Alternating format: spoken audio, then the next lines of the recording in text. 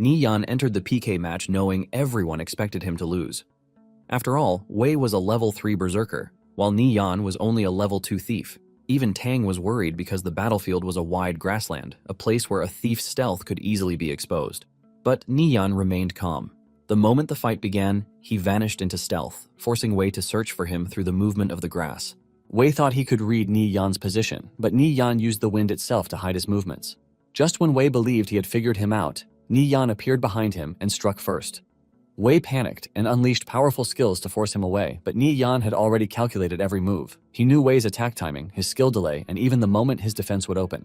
Then Wei fired a deadly flame slash, trying to end the fight with one clean strike. Instead of backing down, Ni Yan took the hit head-on and kept moving forward. Wei charged again, certain that victory was finally his. But before he could land the final blow, Ni Yan dodged with terrifying speed and struck first, completely draining Wei's health. In front of everyone, the so-called weaker thief defeated the stronger berserker, proving that Ni Yan was no longer the same person they used to look down on. But his change started with death.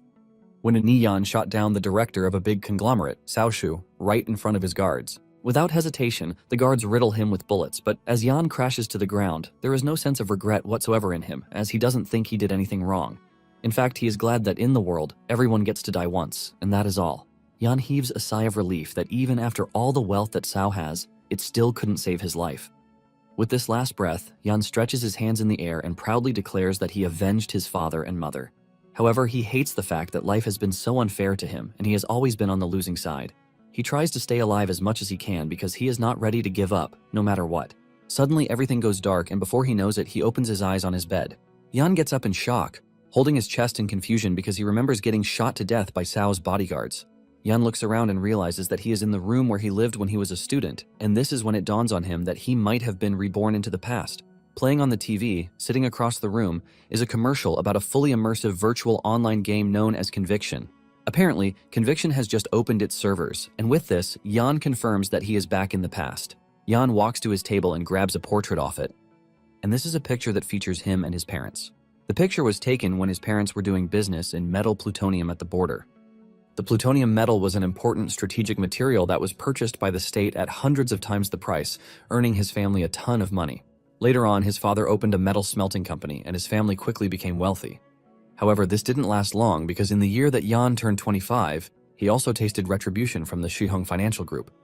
Apparently, relatives and friends who were trusted by his father were bought off by Cao for heavy sums, and they ended up betraying his father. This caused the company to suffer major setbacks, which led to bankruptcy. In the end, his father sent himself to the afterlife, and his mother also fell ill, which led to her death. Because of his wealthy background, Yan was lazy and couldn't do anything, so he only had one choice, and this was to perish with Cao, who ruined him.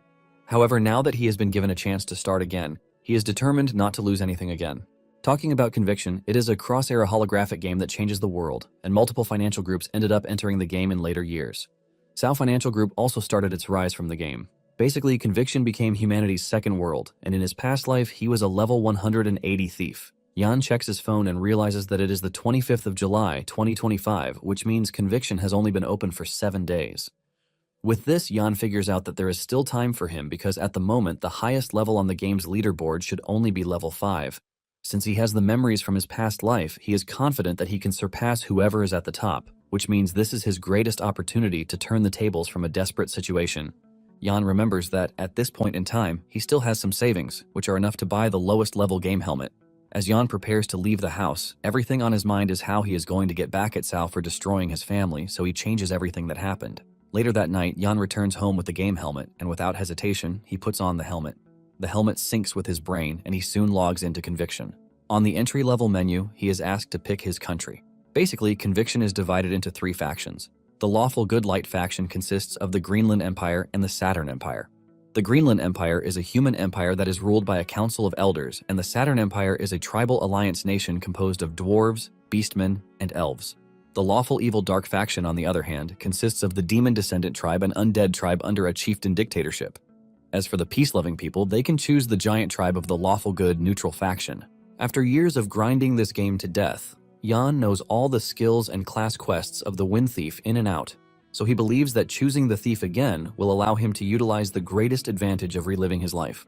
Upon choosing the Thief class, he is set to be born in the Greenland Empire, and he is asked to name his character. Jan picks his own name, which also translates to Nirvana Flame in-game. Jan soon finds himself in Carol City, which is the capital of the Greenland Empire. Jan checks out his stats, which are still pretty low, but he is not worried since he knows everything. Jan immediately awards the points he was given, and he puts them in strength and agility.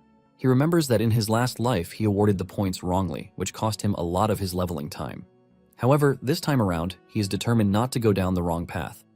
Sitting in the middle of the city is the Carol teleport point that can teleport someone to various cities, towns, and villages.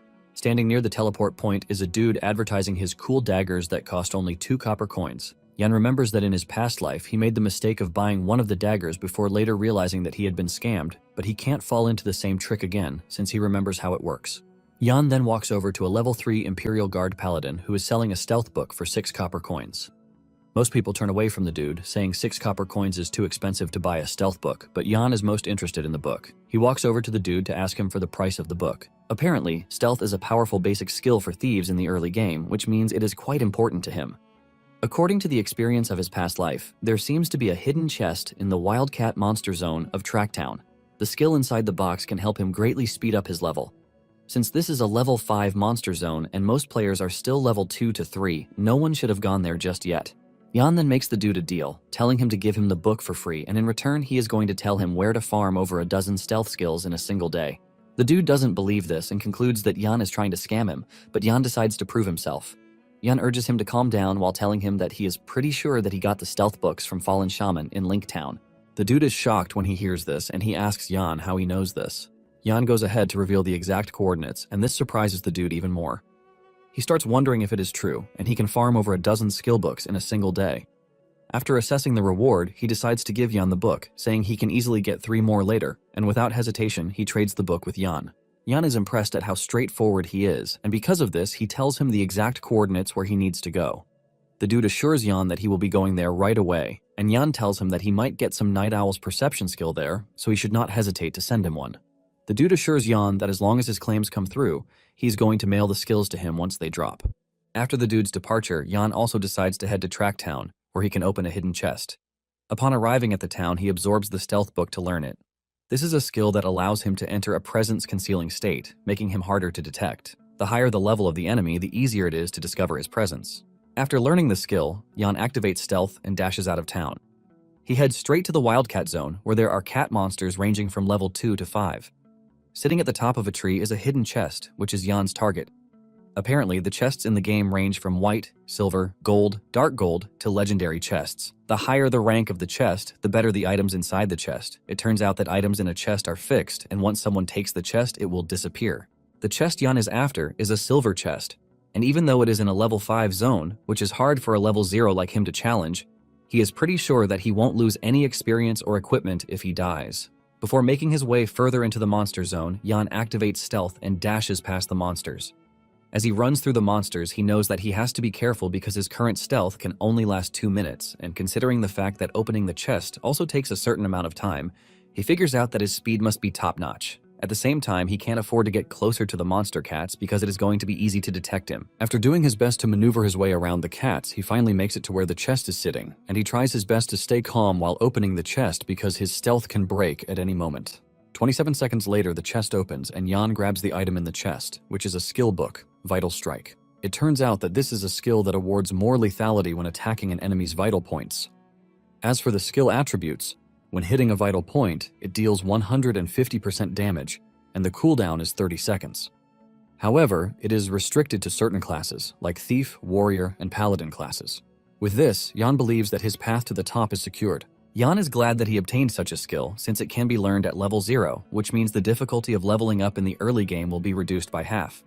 Without wasting time, he learns the skill, and just then, his stealth vanishes, which immediately alerts the cats. However, Jan doesn't really care, and he free dives straight into the cat's hands while thanking them for guarding the treasure chest for him. Apparently, once a player dies in conviction, they will lose their experience and equipment, but because he is currently a level 0 player and only wearing the beginner standard set, nothing is going to happen to him if he dies. Once he reaches the ground, he is torn apart, and he gets the notification of his death, causing him to drop a pair of beginner standard gauntlets. However, he is teleported back to the nearest town, which is Tracktown.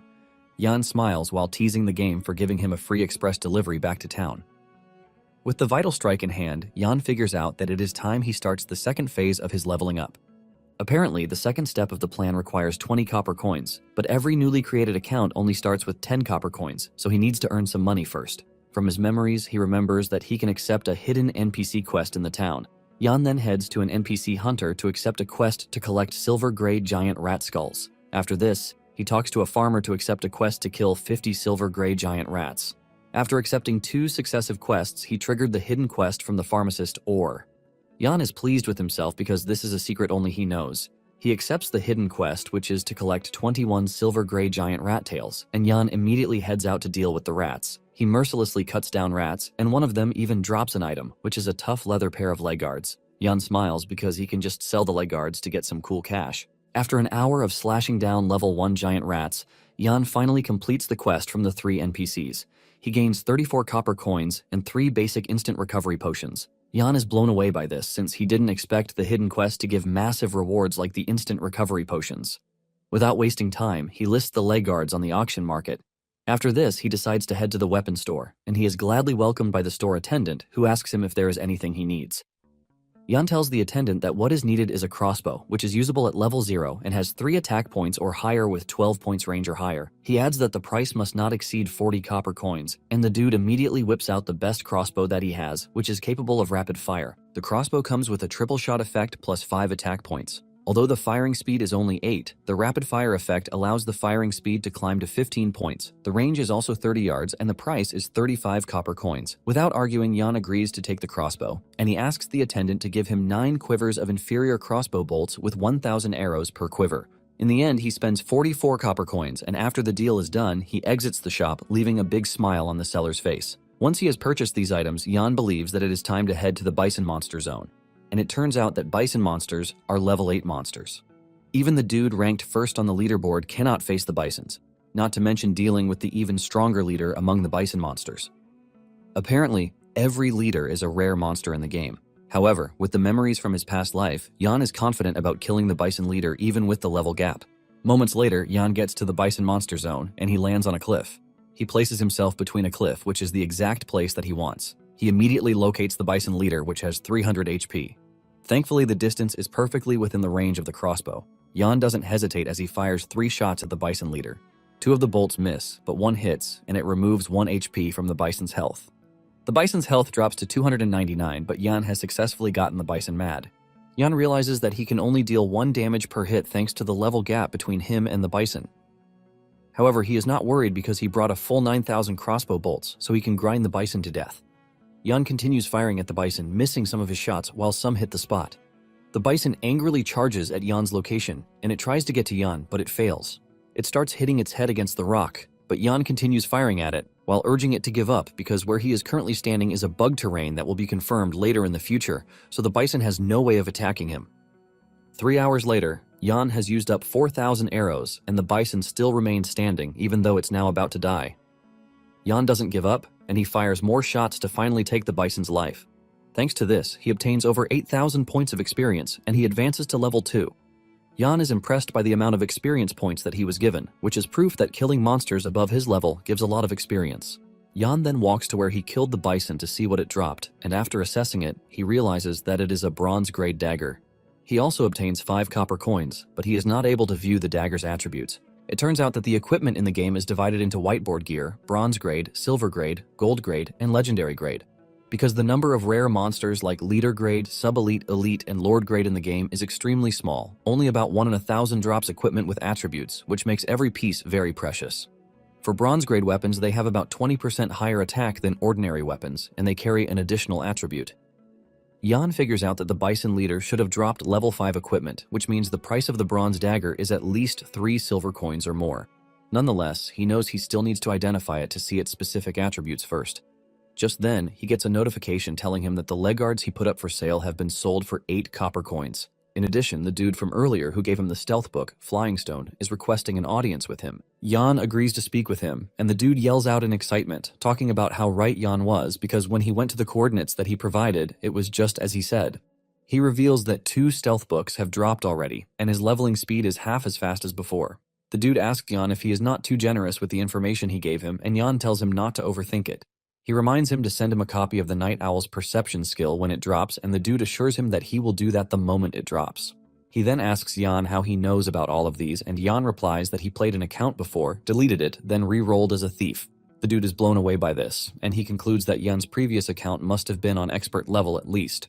The dude then asks Yan if he ran the Fallen Shaman Camp dungeon in his previous account because his team has tried to run the dungeon a few times but has been trashed really hard. In fact, they have almost lost all of their experience points and gear. Yan agrees to teach him, but lets him know that the full walkthrough strategy price is 2 silver coins, which is non-negotiable. The dude is forced to ask again if Yan is serious that there is a walkthrough for the dungeon, and Yan says yes. Flying Stone lights up in joy, assuring Yan that he is going to convince their captain to pay the 2 silver coins. After the meeting with Flying Stone, Yan heads to Tracktown to identify the dagger that he got. He makes his way to an appraiser who asks him what he needs to identify, and Yan shows her the dagger. The appraiser tells Yan that this will cost him 10 copper coins, and this shocks Yan. Basically, the identification fee from NPCs in the game is usually 5% of the item's recycling price, and the market price is usually 6 times higher than this. This basically means that the bronze dagger is worth at least 12 silver coins, and curious to know what the dagger holds, Yan tells the appraiser to go ahead with it. The appraiser does her thing, and the dagger's stats are displayed. It is a bronze dagger with 18 attack points. However, it can only be used by a thief, and to make it better, it has 5 additional points to its strength. From its base attributes alone, the weapon has nearly 10 points higher attack than any ordinary dagger, and the gap is enough to put his current self in an invincible position. After a quick assessment, Yan figures out that he now has the weapons, and he has also obtained Vital Strike and Health. However, he still needs the ability that will allow him to last in combat because, as a thief, if one wants to possess sustainable combat power, they often choose between pharmacy and bandage skills. In addition, health potions and elixirs are very important in battle because they allow one to quickly recover combat power, but the downside is that they are expensive. Although Yan is not worried about the money, with his experience, he knows how to make money. Because of this, he believes that learning the combat bandage skills suits him better. Yan then heads to the medicine store to purchase 2 basic underwater breathing potions. This is because Yan has concluded that the first thing he has to do is to learn the combat bandage skill. After purchasing the potions, Yan heads to Rando Lake. He turns on his stealth skill as he runs through the terrain, and this is because some players are currently engaging in a battle there. He soon arrives at the Fishman village, but he has to get through the village to reach the Rando Lake. Since he doesn't have 1,000 people to help him clear out the village, Yan figures out that the only way forward is to use stealth. Just then, he gets a notification on the screen, which is a general announcement from the Victorious Return Guild. They inform everyone that they are about to clear the field near the Fishman village, and whoever is there should leave voluntarily. Upon hearing the name, Yan remembers them from his past life. Apparently, they are a guild that acts so arrogantly by relying on their power to bully solo players, and Yan soon finds himself running from them for months. This time around, he plans to settle the score slowly. Until then, he activates the stealth skill. Yan dashes through the village, and just as he manages to scale through the village, his stealth ends as he enters the field that leads to the lake. He soon finds himself under attack from an elemental mage who hurls a fireball at him. The dude is from the Victorious Guild, and he tells Yan to leave the area because solo players are not allowed. Upon assessing the situation, Yan realizes that he can actually take on the dude since he is alone. In order to fight a mage, he has no choice but to get into close combat with him, and this is what Yan does instead of running. By capitalizing on the 2 seconds that the mage is going to use enchanting the flame burst, Yan is able to close down the distance. He pushes his dagger into the dude's chest, immediately deleting 23 HP from his health bar. This pushes the mage backward, and he yells at Yan, telling him that he is looking for death because the area has been taken over by their guild. The dude unleashes a fire ring that affects Yan, but Yan doesn't back down as he gulps down a basic instant recovery potion. This gives him the chance to charge closer, and he launches another attack that removes 36 health points. At this point, the mage is already losing it, and he fires off a powerful blast, trying to get Yan to back off. The attack hits Yan, causing him to be pushed backwards while the mage mocks him, telling him that he is just a level 2 thief. He figures out that all he needs is 1 fireball to take Yan out, and he is confident that he is going to get it done. Just as he is about to cook his fireball, Yan reaches him within the blink of an eye, unleashing the Vital Strike to cut down his neck. The attack is so fast that it leaves the mage questioning how Yan was able to defeat him because he is just a level 2 thief who should have died after getting hit with his fireball. Yan smiles at the dude to further piss him off, and when he realizes that Yan used an instant recovery potion, he is forced to ask Yan how he got his hands on the money to buy potions when he is just a level 2 solo thief. Yan taunts him, telling him to try to find answers to his stupid questions when he finally revives in town.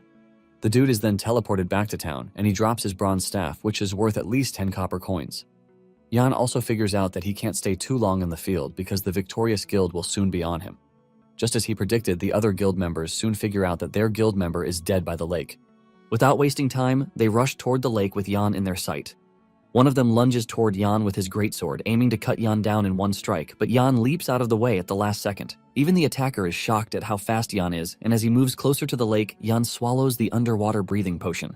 The dude closest to Yan figures out that he is trying to escape into the lake, and he orders his men to stop Yan with everything they have. They put everything they have into chasing Yan down, but Yan's survival depends on escaping, and he's not about to sit around for them to catch him. Yan is able to leap into the lake before they can get him, and since they don't have any underwater breathing potion, they can only watch as he escapes. Since the defeated member has respawned, they ask him what Yan's name is, and he is the one who reveals that it is Nirvana Flame. The leader of the guild threatens to tear Yan apart the next time he catches him. Yan, on the other hand, is still progressing underwater, and he soon finds a treasure chest that is sitting in the lake. He opens it, and he obtains a Fishman water-repelling pearl, which is a special item that comes with underwater breathing. Once the skill is activated, it allows one to breathe underwater for 30 minutes, but has a cooldown time of 12 hours. Even though the item is not rare, Yan doesn't mind taking it because it is useful for his current self. Suddenly, golden tridents start flying toward him, and this is when he realizes that he is about to stray into the fishman's lair. He quickly changes his trajectory because he knows that he is no match for the fishman underwater. Thanks to the Victorious Return Guild engaging the fishman, Yan is able to emerge safely. Moments later, he discovers Lake Heart Island, which is his intended location. The moment he pulls his head out of the water, he looks ahead to see a pink-haired girl in the distance. It turns out that he knows who she is. She is Yi Yao, and she was his Holy Mage teammate from his past life. Yan didn't expect to meet her at the lake after he was reborn, and it turns out that a lot happened between the two in his past life. Since he has met her yet again, Yan believes that it is fate after all. The moment Yao spots Yan, fear grips her because she is currently running from 3 monsters, and if Yan decides to attack her at that point, she won't be able to defend herself. Just then, Yan leaps out of the water to attack one of the monsters, giving Yao the chance to take on the other one. In the end, they are able to defeat the 3 monsters, and after swimming out of the water, Yao thanks Yan for the assistance. Yan assures her that it is his pleasure to have helped her, and he introduces himself to her. Yao is shocked when she hears the name, and she wonders if it is the same dude she knows on the outside. Yao also introduces herself with her in-game name, which is Cha-Cha, and she requests to add Yan as her friend. Yan doesn't hesitate before accepting, and he asks Yao what she is doing on Lake Heart Island. Yao reveals that she has a quest to grind water spiders and to also collect water sacks. Yan reveals that he is also there to grind water spiders, but he needs to collect fine silk. Yan asks if they should team up, and she agrees, revealing that she has some silk with her that dropped from the water spiders that she just killed. She tells Yan that she can give the silks to him as a reward. Yan obtains the silk, which is 12 in number and equivalent to 36 copper coins. Yao says she doesn't mind because she would have lost a whole lot if she had died, so 36 copper coins are nothing to her. In addition, she has no need for the silk because her mission doesn't revolve around this, which means it is going to be useless for her. Just then, the water spider leader shows up, causing Yao to panic. Yan immediately forms a party with Yao before lunging toward the spider, delivering an attack that is powered by the Vital Strike skill. This removes 52 health points, and Yao supports him with Holy Judgment skill. Yan further deletes 70 points from the spider, and Yan immediately tells the girl to jump. Yan pulls out his crossbow, telling Yao that he is going to get the spider's attention so she can get the chance to deal damage to the spider. Yan fires 3 bolts into the spider, which removes an average of 30 points each from the monster's health points. Yao's holy power hits the spider, dealing the damage that finally runs down the monster's HP, thus killing it. After killing the monster, Yao is left in shock because the whole process with Yan was smooth. Even though the monster leader was quite powerful, they were able to easily take it down, and Yao realizes that this is her first time encountering such a situation. She realizes that they had fought seamlessly, as if they had been together in the same party for a long time. Yan notices that she is carried away, and he asks her if there is anything wrong, and she replies that nothing is wrong. However, she lets Yan know that he is pretty good, which leaves her wondering why he is grinding monsters alone. Yan replies that he is already used to grinding monsters alone, and Yao immediately pitches an idea to him since he is alone. She tells him that their group is preparing a walkthrough for Tracktown's Trent Forest, and she wants to know if Yan is interested in joining. Yan then asks Yao how many shield warriors her team has, including the amount of defense and HP. Yan mentions that a Trent Forest is a level 3 dungeon, and the boss Trent King is a sub-elite monster, which means if the shield warriors are lacking in defense, clearing the dungeon is going to be difficult.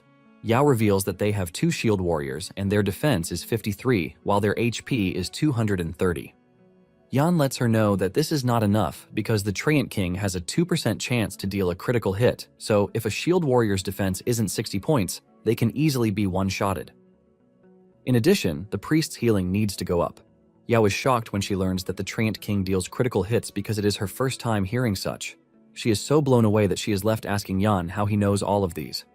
Yao then reveals that her team has been preparing for many days, so they can't give up halfway. Yao mentions that to get defense to 60 points, they are going to need to get at least 1 piece of bronze defense gear, which is quite difficult. Yan then tells her that there is another way out, and this is to let him take command of her team. Yao is shocked to hear this, and she tells Yan that she is not doubting his strength, but it will be hard for her to convince everyone on her team. Nonetheless, she assures Yan that she is going to try her best, and after this, they decide to check out the loot that the monster boss dropped. Yao then shocks Yan by using her appraisal skill, and the first set of equipment they appraise is a mage's equipment, so Yan gives it to her. Yao asks him what he is going to take, and he replies that the boss dropped a thief skill book called Assassinate, so he is going to take this and the fine silk. Yao is glad that Yan got something nice too, so she won't have to hold back in taking the loot that he gave her.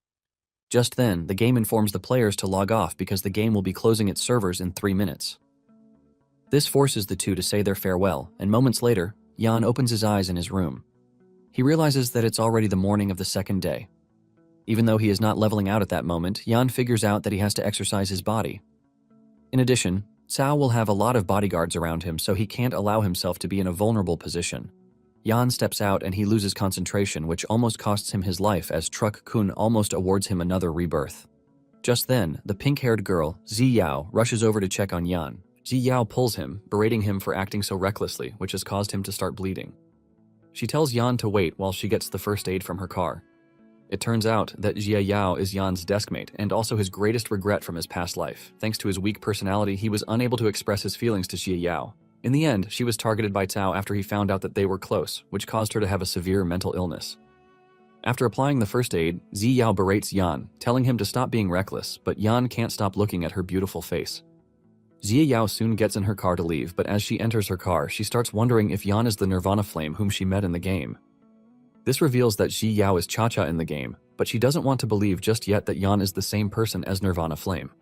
On the other hand, seeing Yao makes Yan happy, but he knows that he has to be ready, or else Cao will destroy everything he holds dear. He figures out that he has to get really good at the game, which is the only way for him to change his previous fate.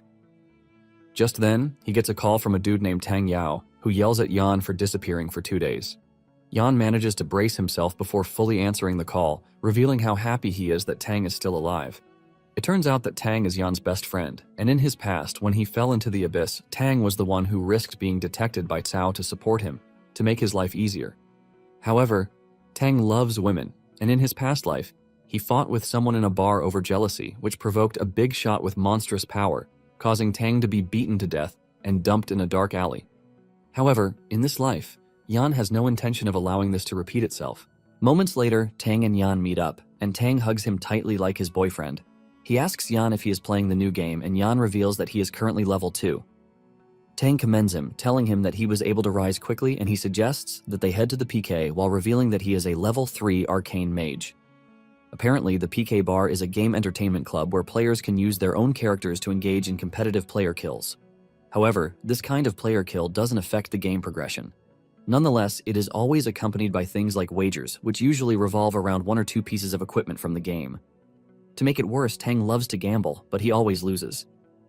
Upon entering the bar, they run into a loudmouth, Wei Kai, who teases Tang, asking him if he is there to dash him free money again.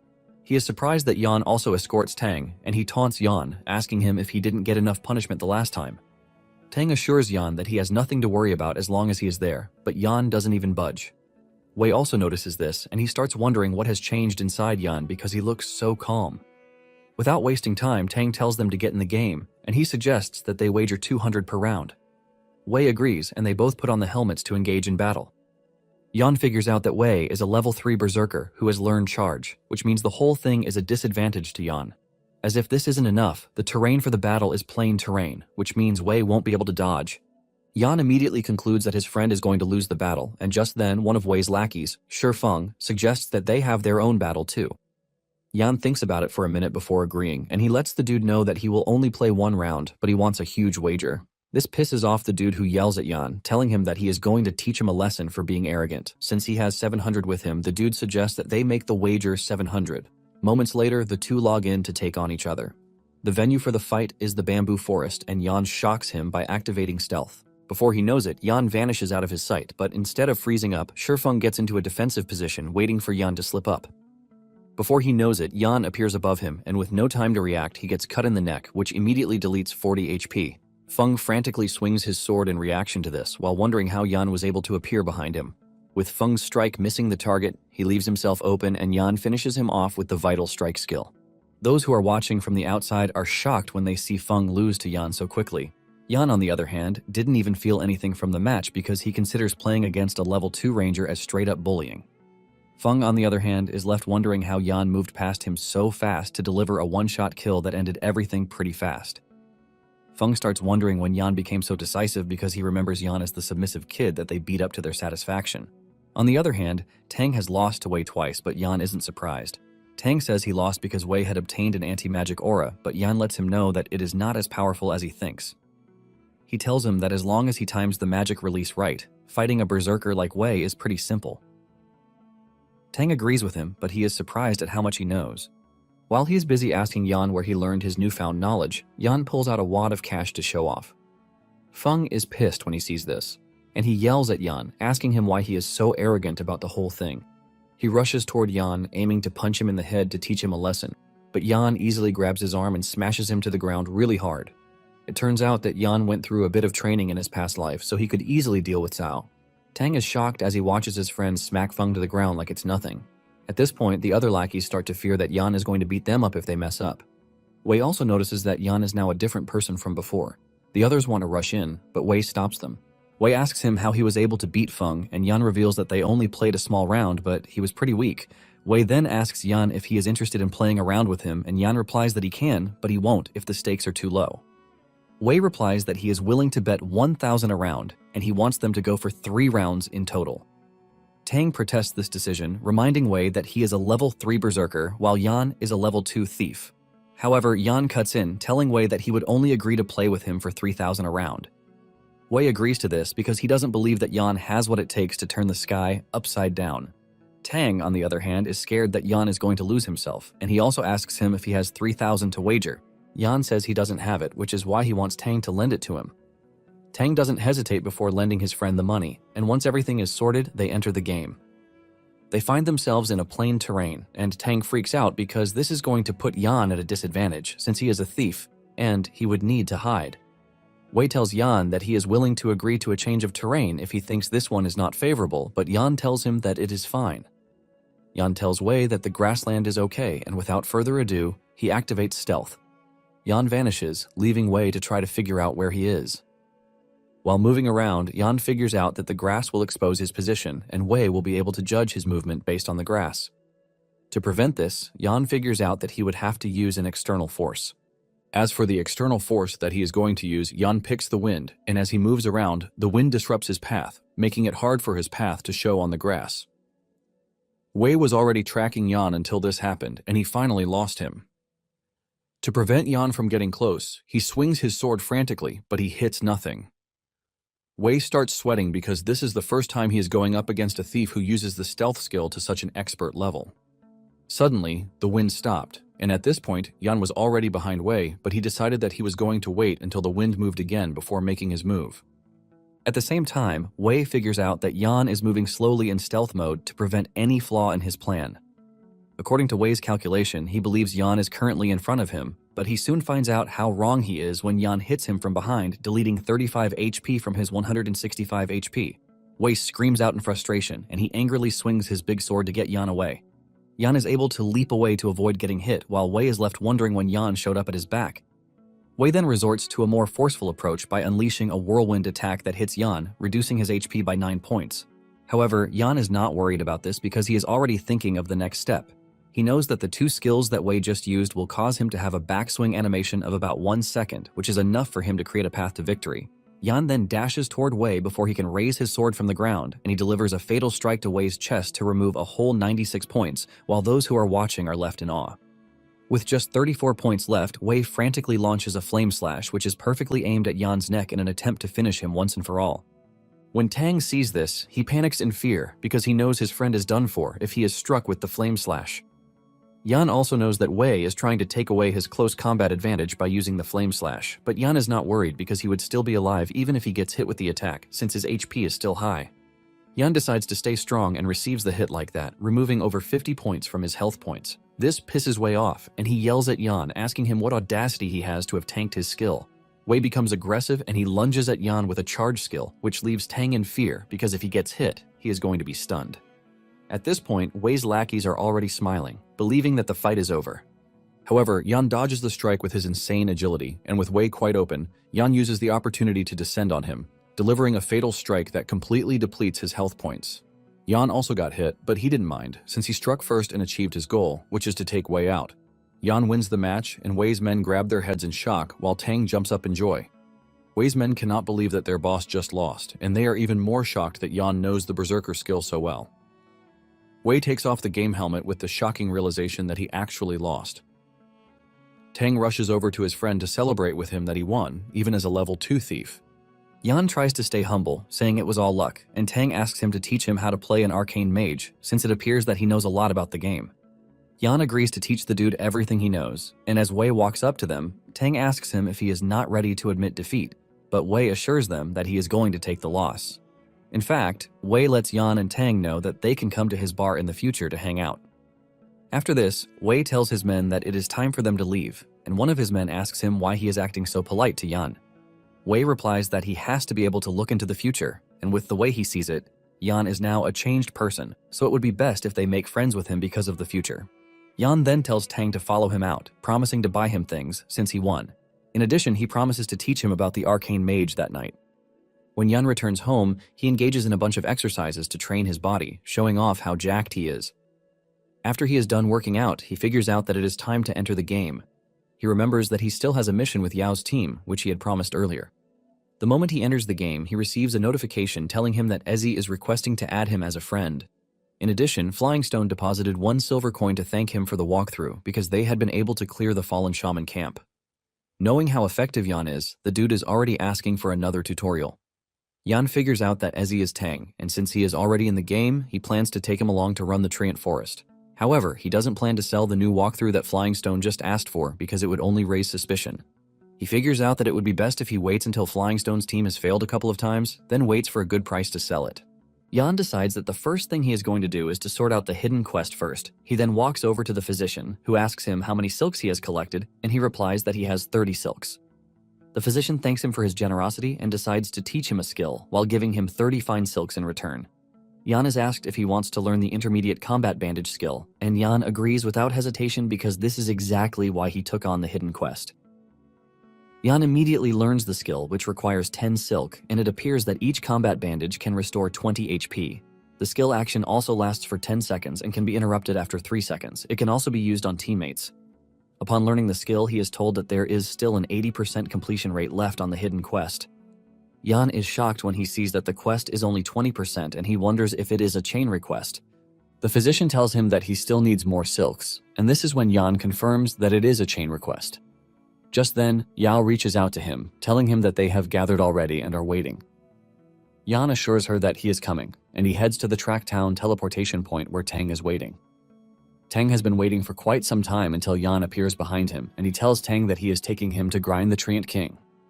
Moments later, they find Yao's team, and the team leader Yulan is also present. Tang is blown away by the 2 beautiful ladies who just appeared, ultimately dragging his real persona into the game. Yao tells Yan that she spent a lot of time trying to convince Yulan about the whole thing, so he cannot mess up in front of everyone. Meanwhile, the wind thief in the team, Chen Bo, looks unsatisfied. Upon setting her eyes on Yan, Yulan could see that he looks like an okay guy, and Yan assures her that he is confident in clearing the Treant Forest. However, he lets Yulan know that he is going to be the team captain and that everything must follow his arrangements.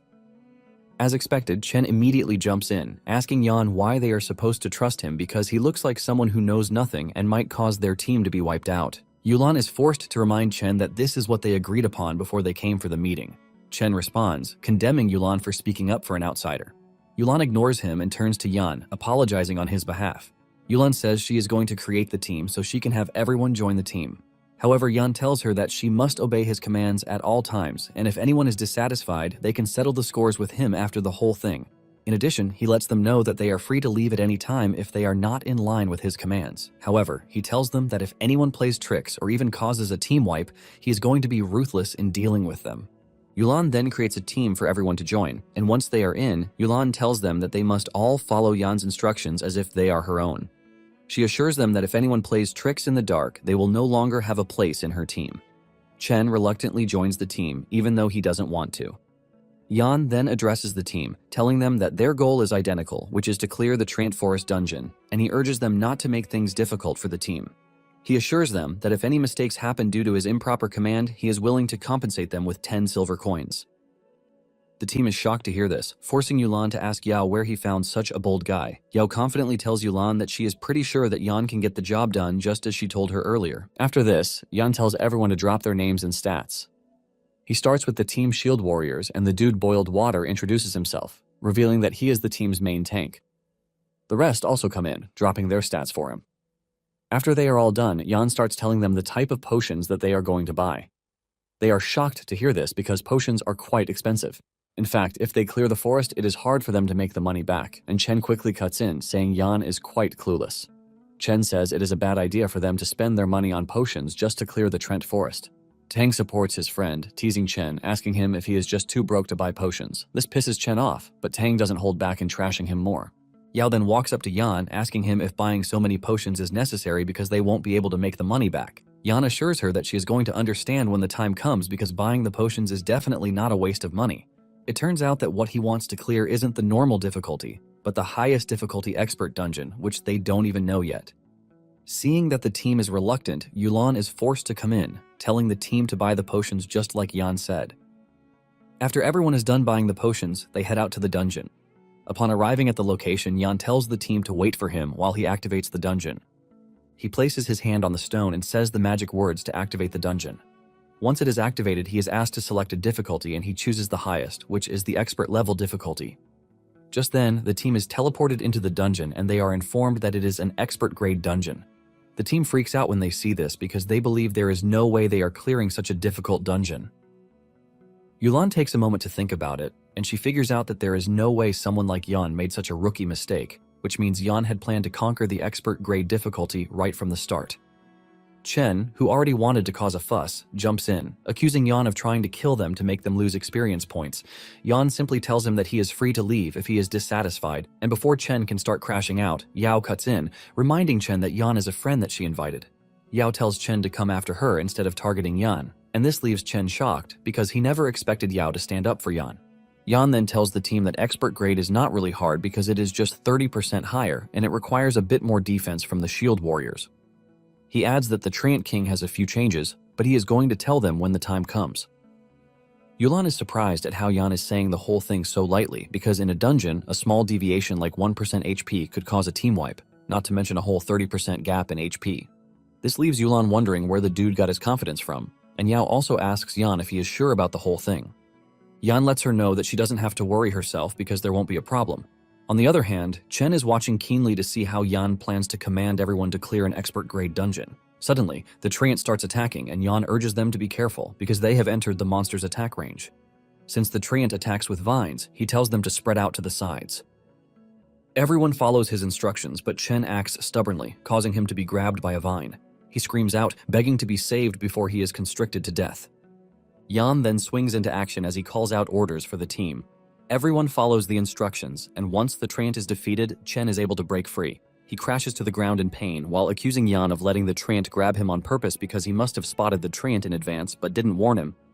Yan tells the dude to cut the crap because they both discovered the Treant at the same time and even the shield warrior was able to dodge it, but a thief like him was too slow to move, which makes it weird. Tang joins in, telling Chen to stop blaming others when his skills are quite trashy. Tang says it would have been better to even grab any thief from the street because they would definitely be better than Yan. Yulan also tells Chen to stop embarrassing himself because it is already getting too much. Chen wants to keep arguing, but Yan tells him to stop it because it is time to move forward. He mentions that there are many traps laid by dark elves in the Treant Forest, and he is going to clear the way. Yan mocks Chen, telling him that he is about to teach him how to play the thief. Without wasting any further minutes, Yan dashes through the forest, clearing a way for those who are coming behind him. Yan picks out all the traps that are on the way with precise cuts, leaving the team members completely blown away. Even Yulan cannot believe her eyes that she is watching an agile thief in action because Yan's efficiency when it comes to trap clearing is top-notch. Chen cuts in, saying there is nothing spectacular about what Yan is doing because he can do the same thing. His first attempt ends up being a disaster as he falls into a trap where he almost loses his life. Thankfully, Yan grabs him just in time to pull him up. Yan dunks on him, telling him that he is the worst thief he's ever met. But Chen argues that Yan was the one who set him up because he clearly saw the trap and just walked past it. Tang scolds the dude, telling him that he is an ungrateful idiot because he definitely would have died if Yan didn't save him. Yan reminds the dude that he was the one who stepped into the trap himself and he didn't push him in. Yan tells Chen that this just means he is not worthy of being a thief, and Chen decides to get aggressive.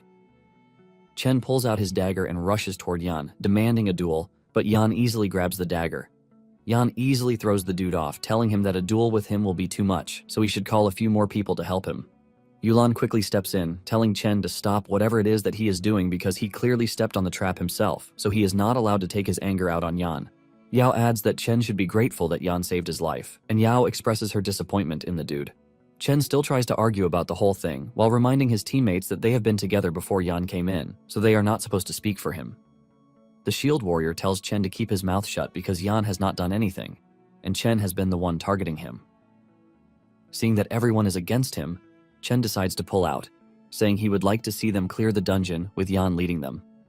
After his departure, Yao apologizes to Yan for what happened, but Yan assures her that it is fine because it is better they continue without a troublemaker. With everything that has happened, Yan realizes that it would be better if he grinds dungeons with his own team in the future. Yulan then suggests that they put everything behind them and continue with the mission. 30 minutes later, Yan returns to tell the team that their path has been blocked by a wall of Trents. Apparently the Trents are 18 in number, and Yulan panics because there is no way they are handling such numbers. Yan assures her that he is not stupid enough to make them fight many Trents at once. Yan then leaps into a treetop, and he whips out a crossbow with the aim of pulling the Trents' attention to himself. Upon firing the bolts, the team freaks out because the Trents would be startled by the bolts, but Yan calmly returns, telling the shield guy to head to a certain coordinate. Surprisingly, Yan is able to pull their aggro by hitting different locations with the bolts, leaving Yulan completely overwhelmed.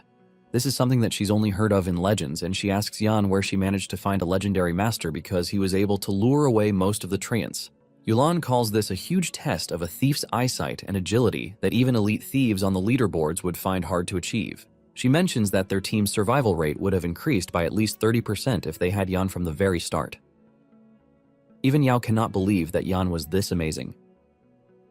As they prepare to engage the Trent, Yan tells the shield warrior to block a Trent and remember to keep his center of gravity steady so the Trents can't do anything to him.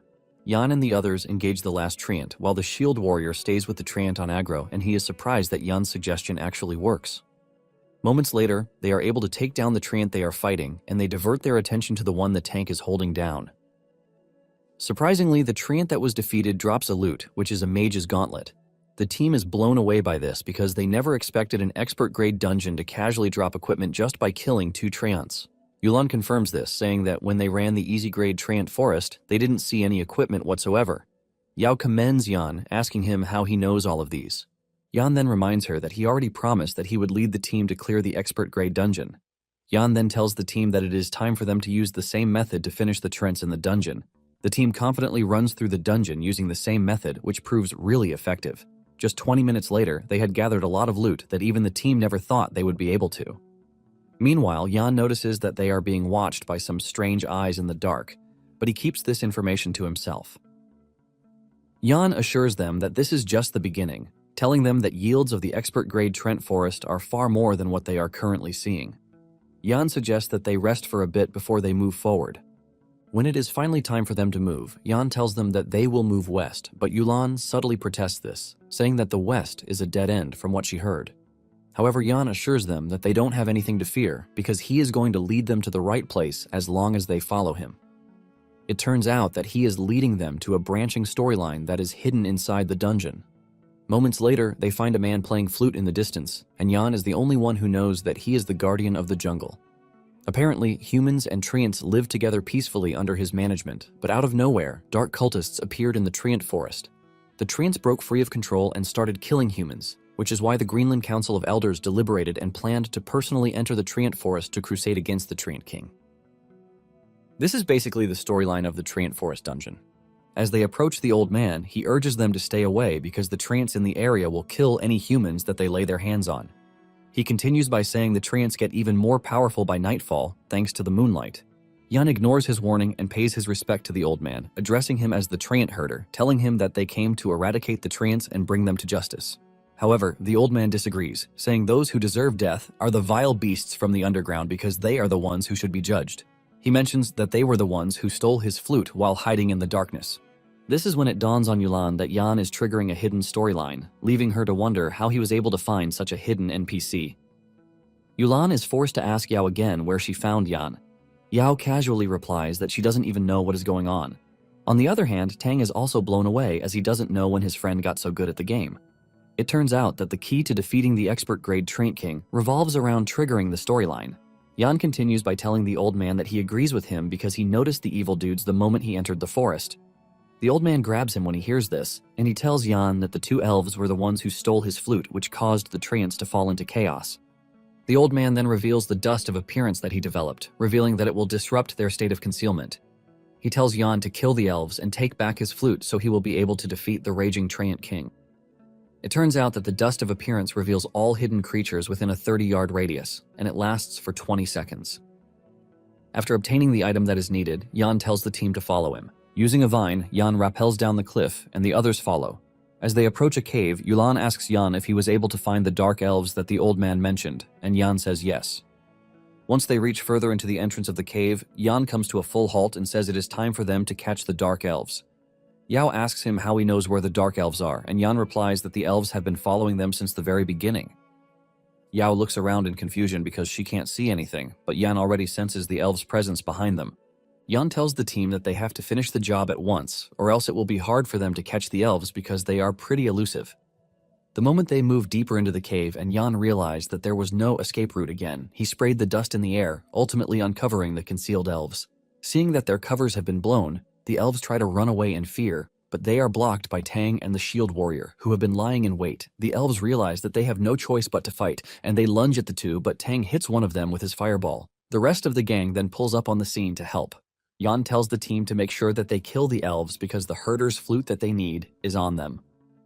One of the elves lunges at Yan, aiming to cut him down, but Yan dodges it before delivering a counterstrike that cuts the elf's head. By defeating the elves, Yan finally gets his hands on the flute that they need, and Yan assures the team that with the flute, they will easily clear the Treant Forest.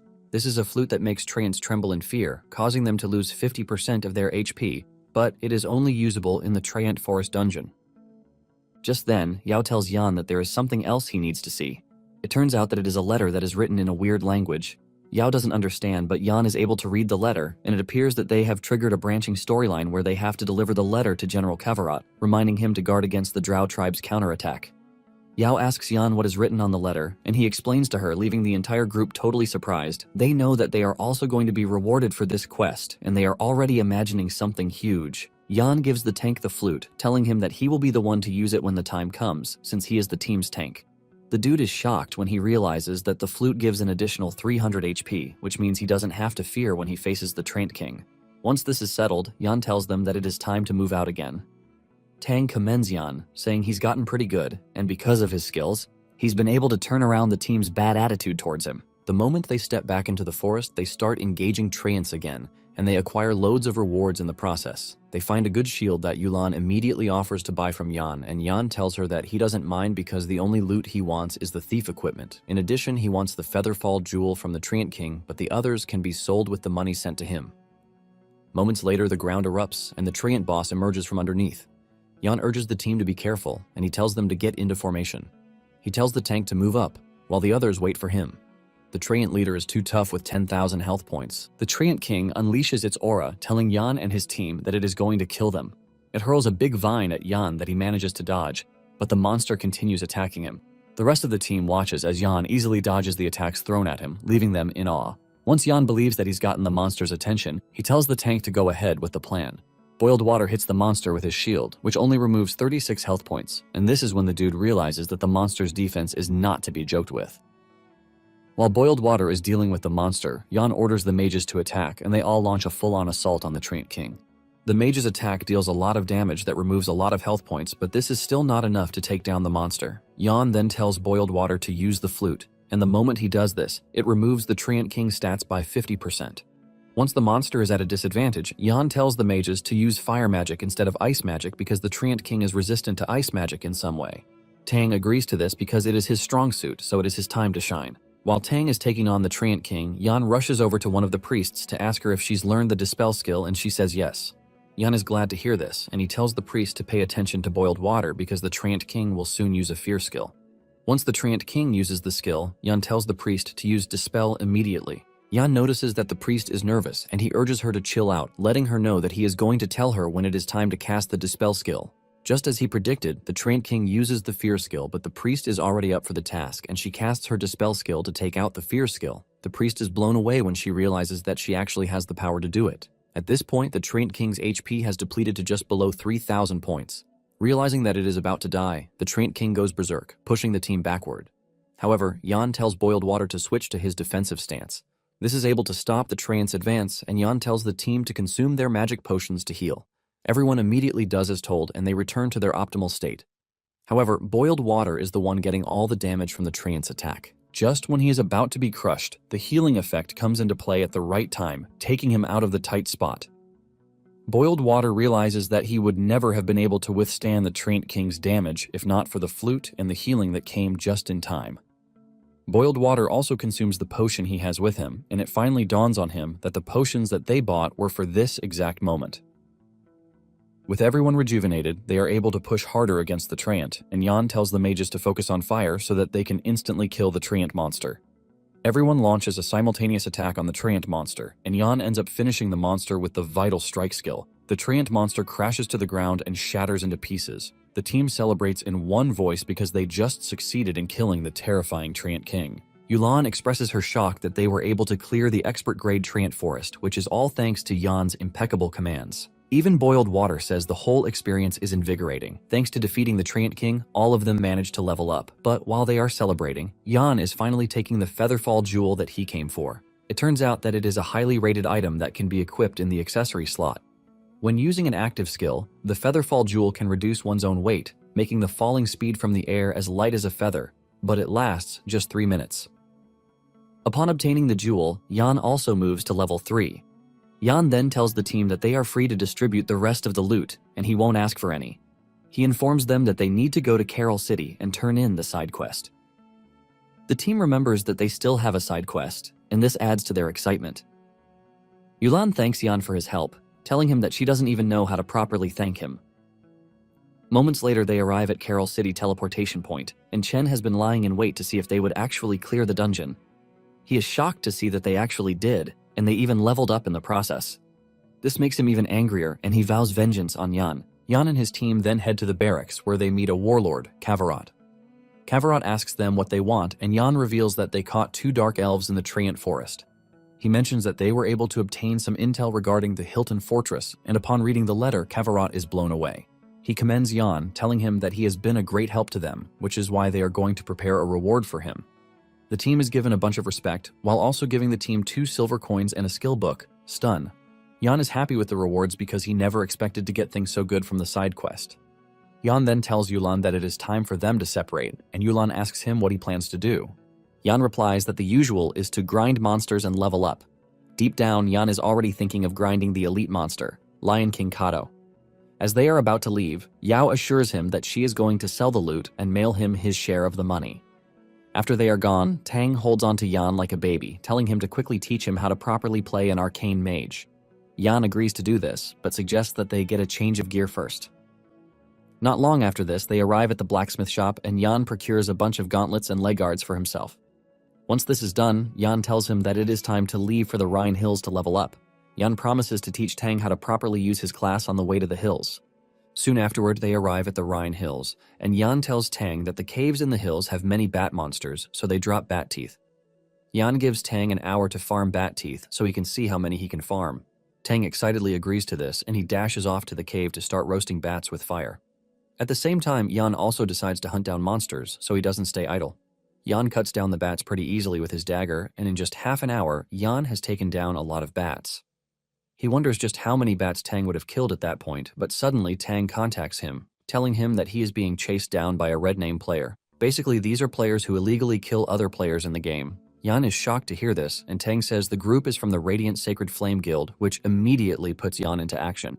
Yan gets moving, and he tells Tang to remain safe until he gets there.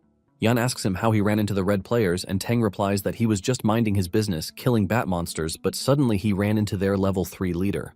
It turns out that they have specialized in killing other players to steal their equipment. Yan urges Tang to keep them running in circles until he gets there, so he can have some fun with them. Not long after this, Yan arrives at the location, and he spots the team in the distance. The leader of the team, Dian Kang, is an elemental mage, and they are confident that Tang won't get away from them. It turns out that if a red name player is killed, all the equipment on them will drop, and since Yan can see the Kang wearing the Fire Chaser set, Yan is already excited to take out the team. He activates his stealth and goes after the team, but knows that he has to be careful because the team must be quite capable for them to have decided to ambush another player. Just then, one of the team members notices that Kang is looking around weirdly, and it appears that Kang has managed to catch on to Yan even though he is in stealth mode. Before Yan can get to him, Kang dashes off from where he is while launching a fire attack, telling Yan that he has been waiting for him. Yan's stealth breaks, giving the others the chance to catch on to his presence. They actively start to hunt him, and Yan realizes that Kang has to go because he is a serious threat. To close the distance between them, Yan activates the speed scroll, which gives him a 20% speed boost for 30 seconds. Kang's attack manages to hit Yan, removing some of his HP, but this doesn't stop him from moving forward at a blinding speed.